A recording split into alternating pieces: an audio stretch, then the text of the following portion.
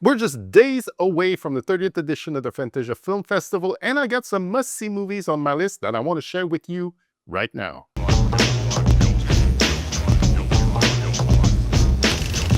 Hey, what's up everyone? Paul from Grindhouse, Funhouse here with my must-see movie list for this year's Fantasia Film Festival, which is celebrating its 30th anniversary from July 16th to August 2nd. It is hands down one of the best genre film festivals in the world, and yeah, I might be a little biased since it takes place right here in my beautiful city of Montreal. After going through this year's entire lineup, over 150 features and 30 plus shorts, there are a few I wanted to highlight. These are just my personal picks, the one that grabbed me from the trailers, the descriptions, or just the overall vibe that I just wanted to share with you. So without any further ado, let's get rolling.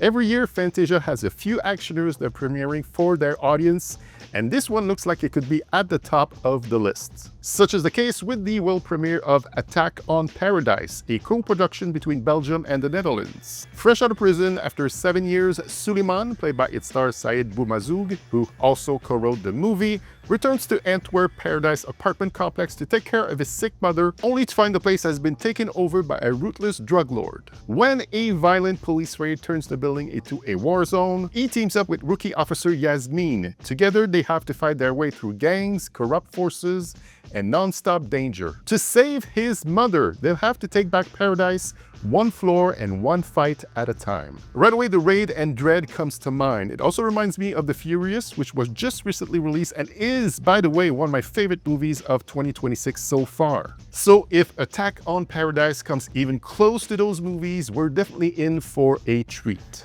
Up next, another Fantasia world premiere, and it is for Los Vampires. Set in 1930 Hollywood, a migrant film crew works overnight shooting the Spanish language version of a major vampire movie on the same set used by the English production. Veteran actor Luis do Oserio, played by Henry Ian Cusick, struggles to bring his own take to the count while being forced to imitate the performance of English language star Kurt Orlov, played by Thomas Kretschmann. As the two actors' rivalry starts to grow, tension rises between the two productions. Meanwhile, a series of mysterious murders begins haunting the studio lot.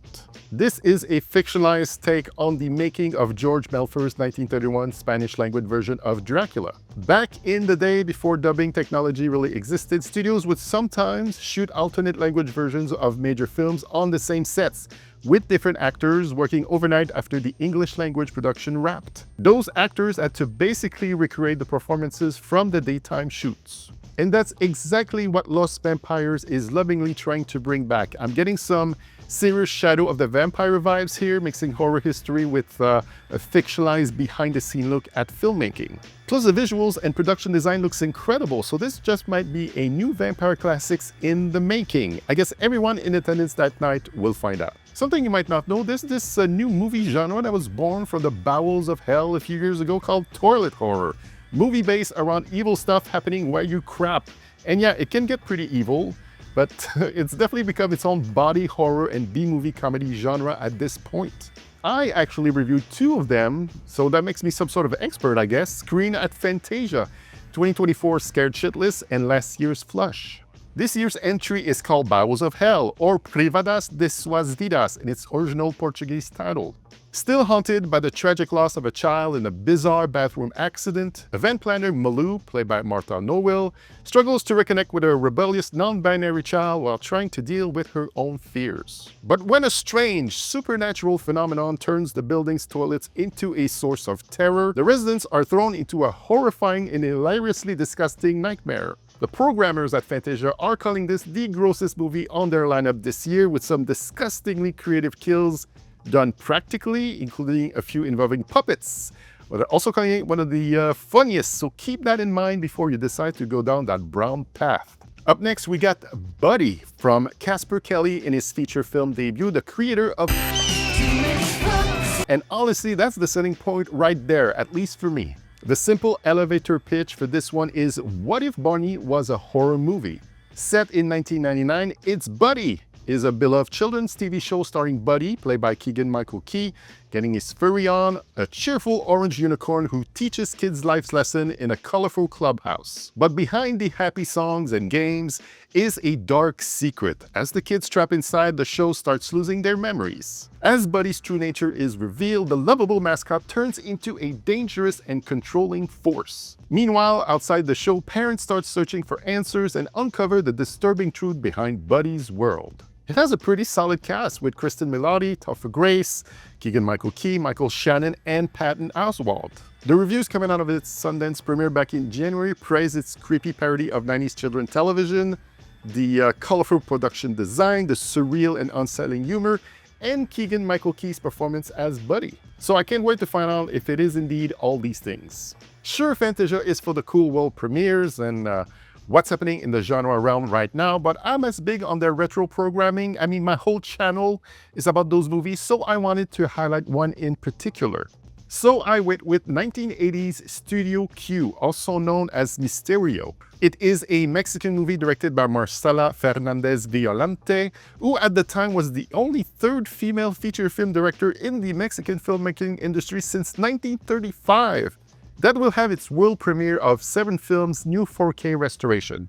Alex, a famous telenovela actor, plans to abandon his latest project and escape to Europe with his wife Sylvia. But his announcement becomes part of an elaborate television production, blurring the line between his real life and fiction. As cameras follow his every move, Alex finds himself trapped in a surreal world where reality is constantly rewritten. A mind-bending psychological mystery where the only way out may be impossible to find. I mean, this is clearly a movie decades ahead of its time before a certain 1998 Jim Carrey movie.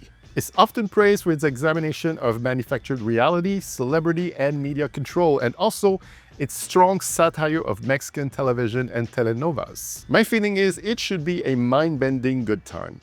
And one of my last must-see movies is a South Korean outbreak movie from Yeon Sang-ho, the guy who gave us the 2016 absolute monster global hit that was Train to Busan. So he's back at Fantasia with his movie Colony. Professor Sejong attends a biotech conference hoping to restart her career, but everything goes sideways when a deadly virus unleashes chaos. Trapped inside the building with other survivors, she has to navigate a blood-soaked nightmare as infected victims starts going through horrifying transformations. As the outbreak spreads and the creatures become more dangerous, Sejong discovers she might hold the key to stopping the infection. Now she has to fight for survival while racing against time to find a cure before humanity gets wiped out by this deadly new threat. The buzz around Colony has been pretty positive so far, especially with how it's trying to shake up the zombie formula by introducing this idea of collective intelligence. The zombie performances are also getting a lot of attention for their weird and unique movement style,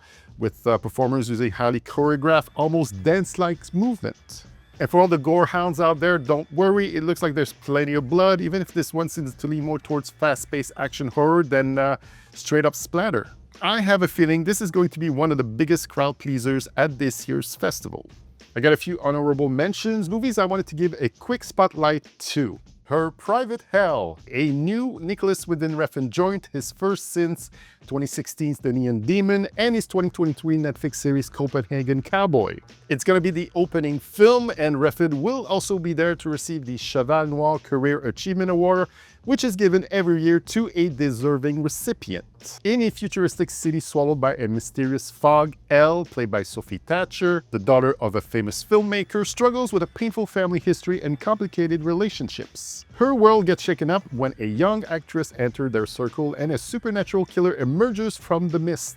At the same time, an American soldier named Private K, played by Charles Melton, arrives from another era searching for his missing daughter.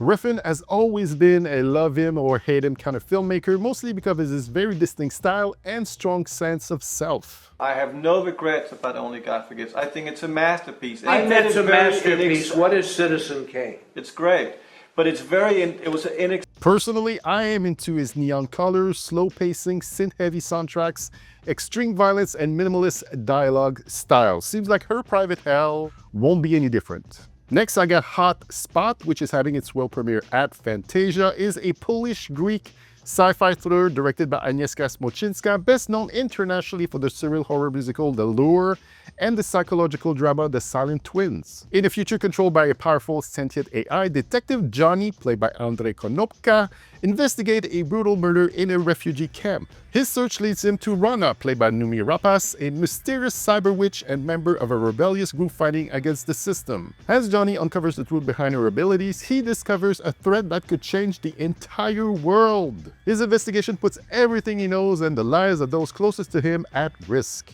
This sounds like a movie that's very much of its time, with a really eye-catching, cyberpunk, dystopian, retro-futuristic style. It feels like Agnieszka Smoczynska is bringing something fresh and different to the genre. Definitely a movie I feel could end up being one of the highlights of the festival. And my last honorable mention is for The Fox, an absurdist Australian comedy starring a talking fox and Jai Courtney, who's been on a bit of a career upswing lately. If you've seen him in Dangerous Animals last year, you know. In this strange world where animals talk and act like humans, Nick, played by Jai Courtney, discovers his fiancée Corey, played by Emily Browning, is cheating on him and leaving him completely heartbroken. Things change when he captures a clever fox voiced by Olivia Colman, who offers him a magical solution to fix his broken relationship. The fox promises that a mysterious hole can transform Corey into the perfect partner who will never leave him. But Nick soon realizes this weird bargain might be hiding a much darker plan than he ever could have imagined. The trailer totally sold me on its absurd, surreal fairy tale vibe and its foul-mouthed sense of humor. They fucked. Fuck yeah! Go fuck yourself! Better not be fucking with me. That's the last thing on my mind. You even get Sam Neill voicing an especially grumpy magpie. Don't listen to that selfish bitch, she's full of shit. Leave us alone, magpie! Ah, get fucked, Fox. Vulgar bird. I mean, what more do you want?